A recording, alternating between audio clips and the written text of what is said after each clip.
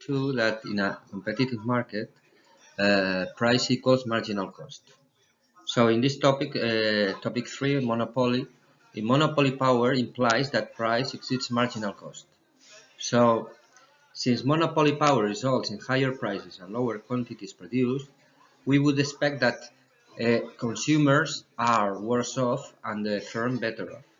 So we are going to study a market where there is only one single firm and many consumers. Okay, let's go. So a monopoly is a market with only one seller, and market power is the ability of a seller or maybe a buyer to affect the price of a good. Okay, so the question we want to answer is whether a monopoly power makes consumers and producers better or worse off. So what are the assumptions of monopoly? The monopoly rests on three basic assumptions.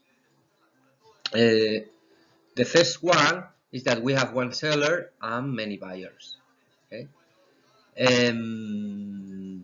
That is, there is only one firm that sells the products and there are many buyers on the other hand. The second assumption is that the product is homogeneous. That is, the seller is selling the same product to all consumers. And the third assumption is the most important one, is the barriers to entry. That is a condition that prevents entry by new competitors. And there are two general types of barriers to entry: technical barriers and legal barriers. Technical barriers is in those industries where there are scale economies. That is, they are industries that exhibit decreasing average cost for many levels of output. Okay, so in this case, large-scale firms are more efficient than small ones. This type of industries are called natural monopoly. For example, energy industries, phone industries, etc. We will see the natural monopoly in a few minutes. Okay. On the other hand, legal barriers to entry are characterized because many monopolies are created as a matter of law rather than technical barriers, because the government granted monopoly position, for example, patents, licenses, exclusive franchises, etc. Okay, so this is a major point in any monopoly, because if you are having high profits, you want to prevent other firms from entering the market, because if other firms enter the market, profit diminish and decrease. Okay, so now the question is, a monopolist has no competitors. So does this imply that the monopolist can set any price or produce any quantity that he wishes? The answer is no, because he can choose price and output independently, because for any given price, the monopoly will be able to sell only what the market will bear. Okay, if the monopolist chooses high price, it will be able to sell only a small quantity. The demand behavior of the consumers will constrain the monopolist's choice of price and quantity. Then we have that the monopolist is facing the market demand. Remember that in the perfect competitive model, the demand curve that the competitive firm was facing was a straight line, horizontal line, a perfectly elastic demand. Because remember that the perfect competitive firm, so the demand curve faced by monopolists is a downward sloping. Okay, so we can view the monopolist as choosing the price and letting the consumers choose how much they wish to buy at that price, or we can think of the monopolist as choosing the quantity and letting the consumers decide what price they will pay for that quantity. The first approach is more natural, but the second turns out to be analytically more convenient, and that's the one we are going to follow. We will assume that the monopoly chooses output and the price is given by the demand curve. Okay.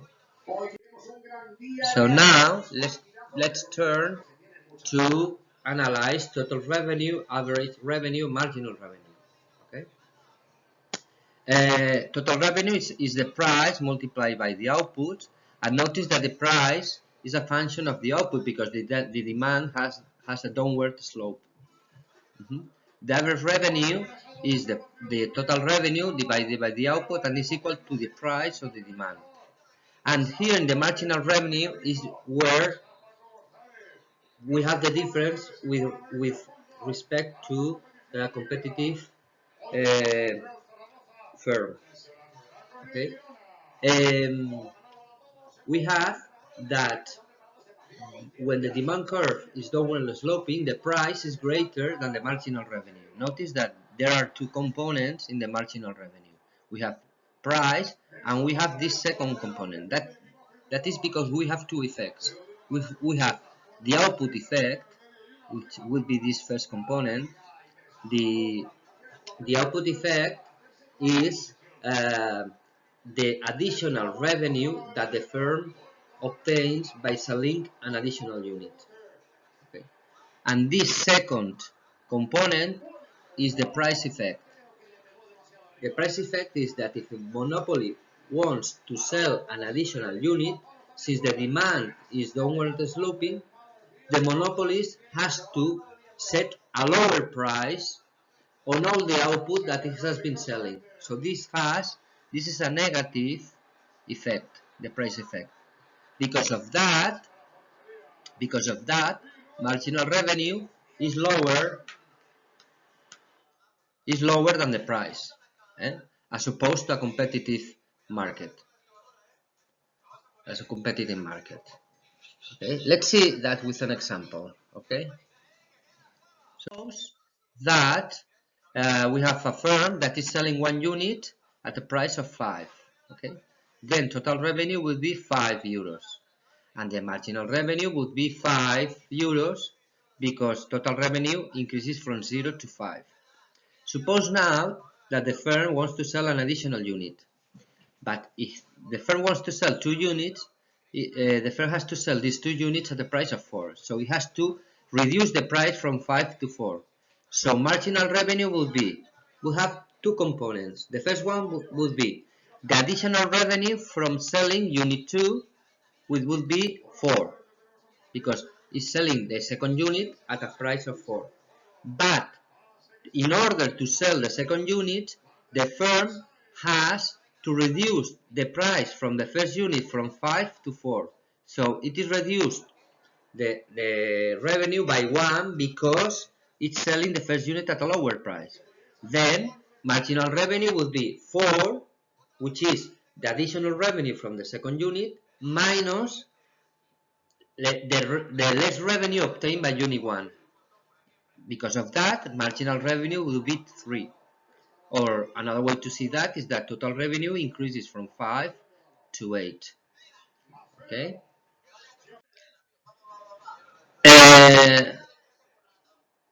Average revenue and marginal revenue. Notice that as opposed to the competitive firm, the average revenue and the marginal revenue are downward sloping. Remember that in a competitive firm, average revenue and marginal revenue were equal to the price.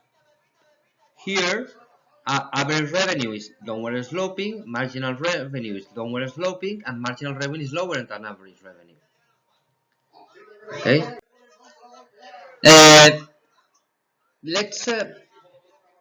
Let's try to rewrite marginal revenue as a function of the elasticity price. Okay, if in this expression we multiply this expression by the price and divide by the price, we can express this expression as a function of the elasticity of demand. Then we have that when the elasticity is greater than 1, that is when the demand is elastic, marginal revenue is greater than 0. Why? Because here we have a fraction and here is lower than 1, then this is greater than 1 and this is positive. 1 minus something that is lower than 1 gives a positive expression. On the other hand, when the elasticity of demand is lower than 1, when we have an elastic demand, this would be greater than 1, and thus we will have a negative expression. Marginal revenue will be negative. Because of that, that implies that a monopolist will never sell units in the inelastic part of the demand function. Why?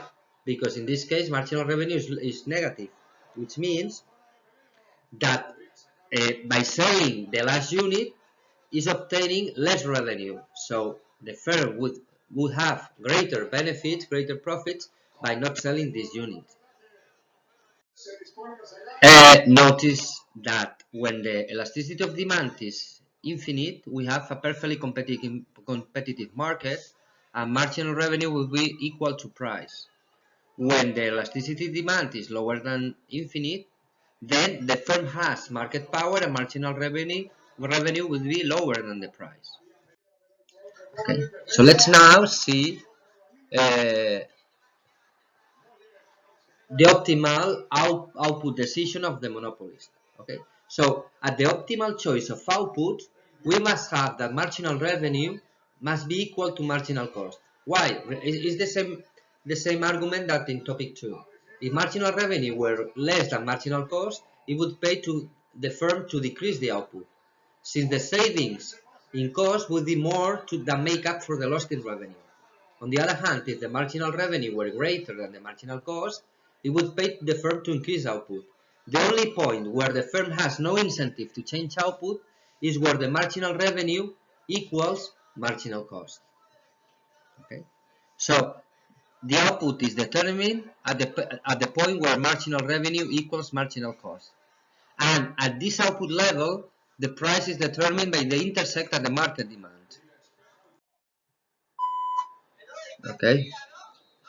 Okay. So let's see the problem in a graph. All right. Okay.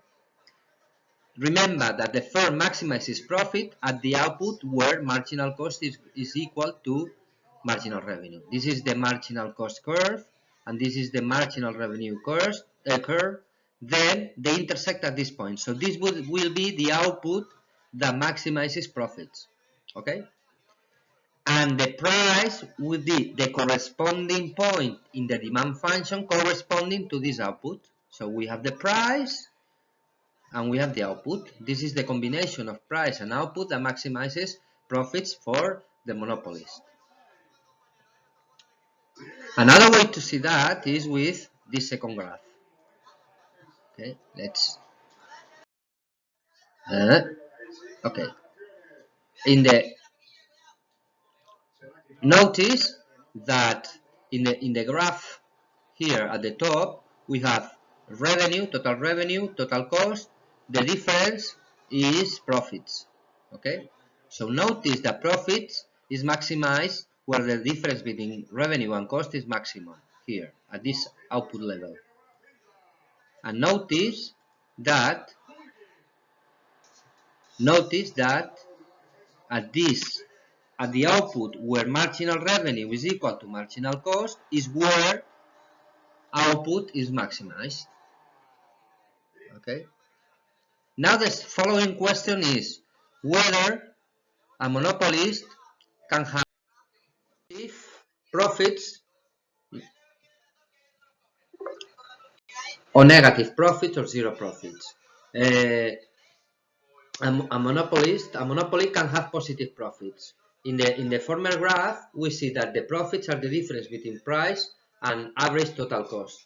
Okay, so when we have positive profits, the firm produces where output is equal. The output is where marginal revenue is equal to marginal cost. What happens if we have negative profits? In this case, we have to distinguish in the same way that in topic 2. We have to distinguish between the short run and the long run. In the short run, if the price is greater than the average variable cost, the firm will produce where marginal cost is equal to marginal revenue. But if the price is lower than the average variable cost, we have the shutdown condition. That is, in this case, the firm will shut down and produce zero temporarily. Why? Because in the future it can happen that things change and the firm can have positive profits. This is in the short run. In the long run, if price is lower than the average total cost, that is, if the firm is having negative profits, the firm exits the market. Okay, it's the same logic that in the perfect competitive industry for these arguments. Okay, it's very difficult to translate these instructions to a manager to say to tell a manager, okay, you have to produce where marginal revenue is equal to marginal cost. This is very difficult to translate. So we want to translate this condition in a more easy way to be applied in practice. Okay, so for doing that, we express marginal revenue as a function of elasticity of demand, and okay, remember that marginal revenue where the firm maximizes profits is where marginal revenue is equal to marginal cost. So we make equal marginal revenue to marginal cost, and we arrange this expression, and we obtain this would be the markup of the firm. Okay, so notice that what this expression is telling us is that the ability of a monopoly to set a price in excess of marginal cost depends on the elasticity of demand. The more inelastic the demand is, this firm will be able to set a price beyond the marginal cost. Okay, the distance will be higher. The more elastic the demand is, that is, the higher is the value of the elasticity, the distance between the price and the marginal cost will be lower. And this is a very simple rule. So, I mean, you just have to tell the manager, you want to set a higher price, so let's have a look at the elasticity of demand. Let's see an example. I mean, it's not the same to be the producer of a medicine now, for example, for coronavirus. If you are the only producer of a medicine for coronavirus, you can set the price as higher as you want, because the demand is very, very inelastic. Okay, but on the other hand, if you have a medicine for a headache, the elasticity of demand, the demand is very elastic. Okay, it's because you have other alternatives apart from this medicine. So the ability you will have to set a price in excess of your marginal cost will be much lower. All right. Using that markup expression, we can measure monopoly power. This now is applied to any firm in any kind of market, not only in a monopoly. Okay, we will have a firm in any market. How can we measure monopoly power? Okay, we can. To measure monopoly power is just to measure the distance between price and marginal cost. Because in a competitive market where competition is maximum, price is equal to marginal cost. So the ability that a firm has to set a price in excess of marginal cost will be the measure of your monopoly power. And because of that, we use the Lerner index of monopoly power, which is just the expression that measures the markup. Notice that when we are in a competitive market, price is equal to marginal cost, so the index Lerner is equal to 0. On the other hand, the higher is the distance between price and marginal cost, the index Lerner is higher, so the monopoly power is higher. All right.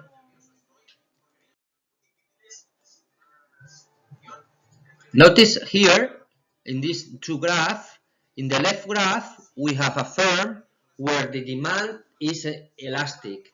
So notice that the distance between price and marginal cost is much lower than the graph in the right. In the graph in the right, the demand is more elastic, okay, more inelastic, sorry, and then the distance between price and marginal cost is much higher. Okay. So now let's see which are the main sources of monopoly power. Okay, the sources of monopoly power are basically three. Let's go to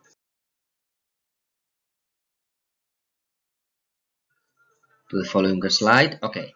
The first one is the already mentioned factor, the elasticity of market demand. Okay. The more elastic a market demand is, the lower will be the monopoly power of a firm. Okay. Why? Because if the demand is more elastic, the consumer will be not so able to pay a higher price. Okay, you raise the price, the consumers will reduce much drastically the output. And if the demand is inelastic, it's the other way around. Okay, if the demand is inelastic, if you raise the price, the quantity is not very much affected. It's the example of a medicine for coronavirus. I mean, if you have the medicine for coronavirus, if you set a higher price, the demand will be not, the quantity will not be much affected. People will want still to buy a medicine that heals coronavirus. All right. The second source is the number of firms in the market. Okay. If there are many firms, it's very likely that you will have a firm that will set a lower price and you will not be able to set a higher price because consumers will buy their products at the other firm. But if there are only a few firms in the market, it's not very likely that another firm sets a lower price. So a second factor is the number of firms in the market. And the third factor is the interaction among firms. Okay, we have some firms in the market. What do? They compete against each other, or they collude, or they reach to agreements. If they reach to agreements, then you will be able to set a higher price because you are not afraid that the other firm will set a lower price and steal your customers. So you can see these factors in a more specific way in the textbook. Okay, I am not going to enter in more details here. The next point would be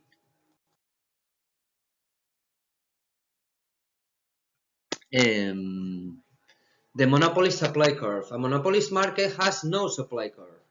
Why? Because the monopolist output decision depends not only on marginal cost, but also on the shape of the demand curve. As a result, shifts in demand do not trace the series of prices and quantities that correspond to a competitive supply curve. Instead, shifts in demand can lead to changes in price with no change in output, or changes in output with no change in price, or changes in both price and output.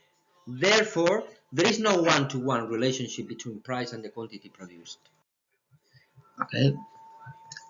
Here you have two graphs when you see that two different shifts in demand leads to different combinations of price and output. Okay.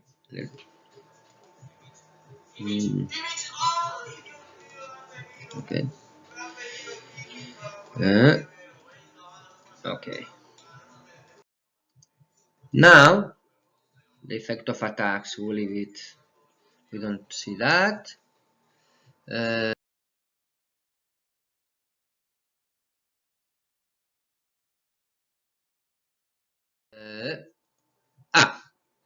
very important point now. This is a very important point.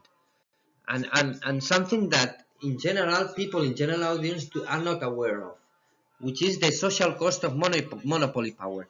Why economists are so against monopoly power? Okay, because remember, in a competitive market, price equals marginal cost, and monopoly power, on the other hand, implies that price exceeds marginal cost. That means that since monopoly power results in higher prices and lower quantities produced, we would expect that make consumers worse off and the firm better off. So in a monopoly, when there is monopoly power, the firms are better off and consumers are worse off.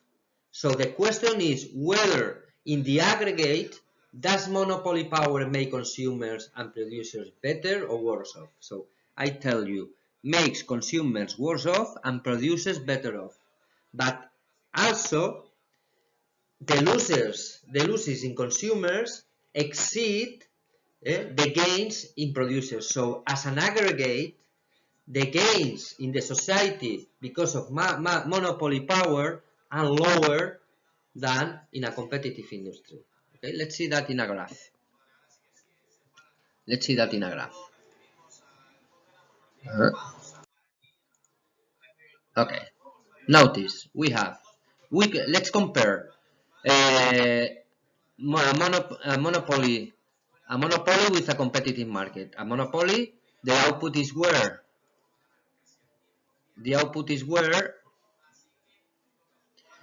marginal revenue is equal to marginal cost. So this would be the output of a monopolist, and this would be the price of a monopolist.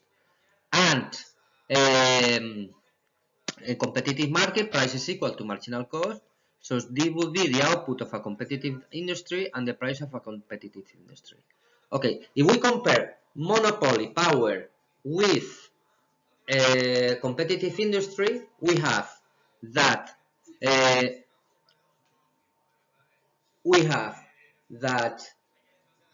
consumer surplus changes in A minus B. Producer surplus changes in the area A minus C. Then the monopoly results in a deadweight loss that corresponds to area B minus C. Okay? So then, B plus C. B plus C. Then we have that the total surplus generated in a monopoly is lower than the total surplus generated in a competitive industry. That is why we say that monopoly power, or a market with monopoly power, is inefficient compared to a competitive market. And this is very important because these are losses for the society as a whole. And that's why governments are interested in reducing monopoly power, because the society as a whole loses with monopoly power and with market power. And that's why there are some agencies, competition agencies, that try to reduce monopoly power. So you have to be aware that as a consumer, you are the one that you lose when there are market with monopoly power. If you were the manager of a firm with monopoly power, you will be delighted. I mean, it's good for you, but it's not good for the society, right? That's why sometimes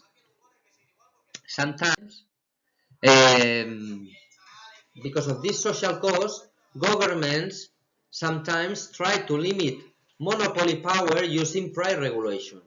Okay? We saw in introductory economics that price regulation, price ceilings, price floor results in deadweight loss. But this was because you were studying a competitive market. What are the effects of price regulation in a monopoly? Not necessarily results in deadweight loss. Let's see that in the graph. Okay, first of all, if left alone, a monopolist produces where marginal revenue is equal to marginal cost. So this would be the output produced by a monopolist, and PM would be the price set by a monopolist. Now suppose that the price is regulated to be no higher than P1. Okay, let's see. Okay, then if the price regulated is P1, it means that the firm cannot set a higher price than P1. Then the output that would produce would be Q1. Notice that when the monopolist is left alone, the deadweight loss is this area. And because of the regulated price, the deadweight loss is reduced to this smaller area. So notice the price regulation in this case reduces the deadweight loss. But what happens if the government sets a lower price than P1? Let's see. Okay. Notice that when the regulated price is equal to the competitive price, the double loss will be 0. So until this price, setting a regulated price would reduce that by loss. So would be efficient to do that. But if the government sets a price lower than the competitive price, then notice that the firm would produce a lower output here, and then we would have a deadweight loss that would be this area. So any regulated price below the competitive price would be inefficient. So if the government wants to regulate price, the lower price that must set would be equal to the competitive price. Okay. What happens if we have a natural monopoly? Remember at the beginning of the topic that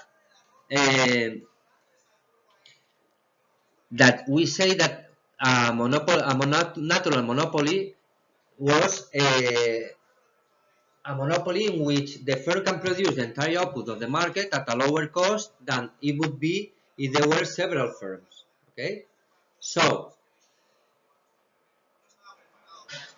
a natural monopoly arises usually when there are strong economies of scales. Then, if the government wants to set a price in a natural monopoly, the lower price would not be the competitive price. Because notice that at this price, the firm would have losses. Then, the lower price that the government has to set is the price equal to the average total cost. Because this is the price where the natural monopoly has zero profits. Okay? Any lower price will drive the firm out of business because the firm will have negative profits. Okay. How is the regulation or the regulation in practice? Okay, it's the problem is that it's very difficult to determine the price of regulation for several reasons, but mainly because the firm's demand and cost curves may shift as market conditions evolve. As a result, the regulation of a monopoly is sometimes based on the rate of return. So, the government sets a rate of returns that earns a fair capital. Okay? So the regulatory agency of the government determines an allowed price. So this rate of return is in some sense, how you would say, competitive or fair. So this is something that is more used in practice. Okay.